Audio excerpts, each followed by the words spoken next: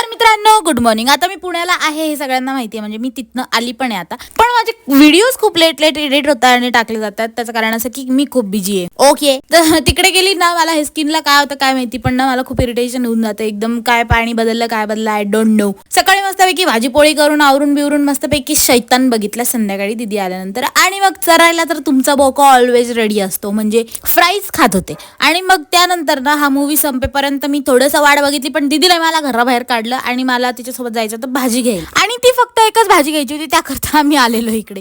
आणि ते आजच्या मेन्यूमध्ये इम्पॉर्टंट एवढं, दॅट इज वाय.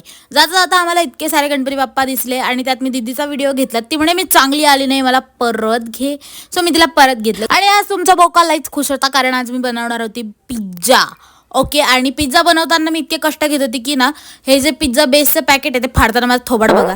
आणि हा शहाणपण मी कात्री असून सुद्धा केलं, म्हणजे कात्रीने न कट करता मी ते चाकूने करत बसली. आणि बाहेरून मागवून खाण्यापेक्षा मला असं वाटतं की मी बेटर बनवते त्यांच्यापेक्षा, कारण की तुमच्या शेफला सगळं येतं. इंडियन, चायनीज, इटालियन, बिटालियन सगळ्या देशाच्या सगळ्या प्रकारचे जेवण येतात.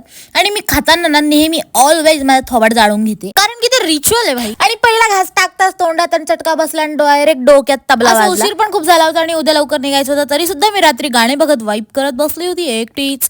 आणि yes guys, that is it for the day. Bye.